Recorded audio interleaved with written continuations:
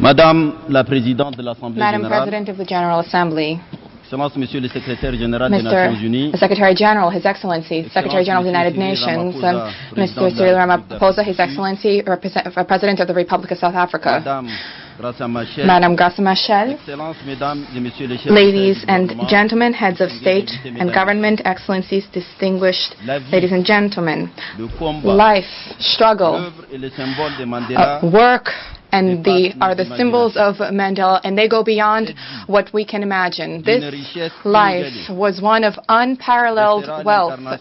It will remain the embodiment of fulfillment and the fullness of fulfillment. Words will always be weak when it comes to addressing this, but as everybody is aware, the light of Mandela is present in this hall and throughout all corners of peace, where the thirst for peace, equality, and fraternity has brought down spirits and mankind.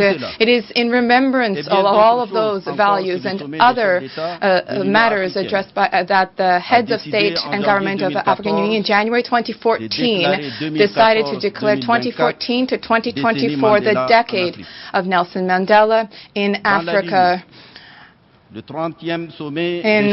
that regard, the 30th Summit of Heads of State and Government in January 2018, this year was commemorated as the year of the centenary of the birth of Nelson Mandela. The July 2018 Summit supported the conduct of the Summit of Peace on the margins of the current General Assembly of the United Nations.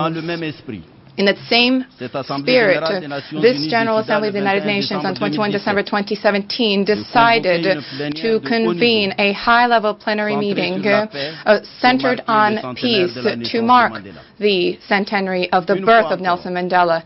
Yet again, the United Nations and the African Union have converged enthusiastically together to commemorate the centenary of the birth of this great individual. Having grown up in suffering, in difficulties and adversity, this giant of the modern history of Africa and the world has dedicated his wisdom, his courage, his intelligence, his thought, his ethics, his humanism, and the full force of his faith to freedom and dignity of man in what is most noble and highest. Not only did he elevate the black man, but man as he stands in history, and as history stands before man. Today we are commemorating the centenary of his birth, with the pain, of course, of his physical loss, but also with the pride of having had this individual as a supreme symbol of African man, and as a tireless and a boundless wellspring for all of humanity.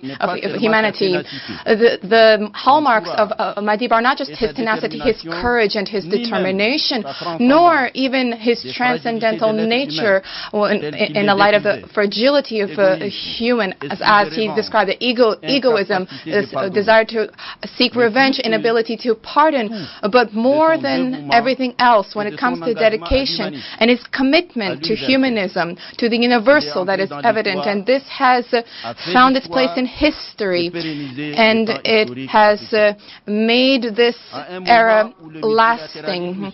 As multilateralism is suffering attacks from all parts, egoism and intolerance, isolationism and withdrawal and rejection of the other, as this is seen, the celebration of the centenary of this individual is a marker of freedom, solidarity, and peace among men. What would he have told us today in the light of the challenges we face and the anxieties which we encounter? He certainly would have said not to be fatalistic.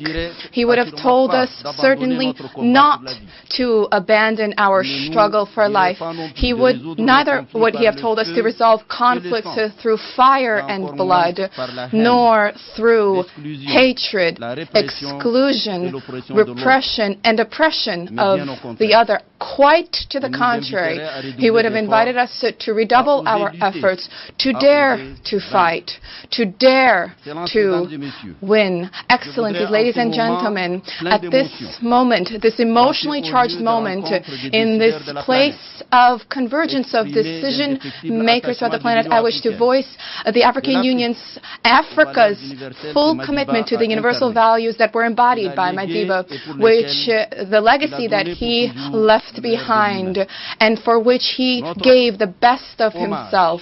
Our tribute to the immortal icon also conveys the vibrant message of the greatest esteem and the consideration for all of the fighters for freedom worldwide.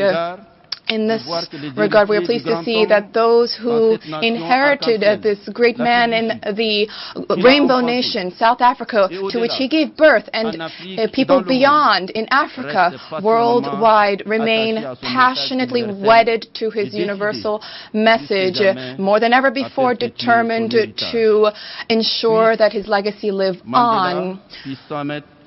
Mandela has taken a decisive step in building real peace worldwide. Thank you.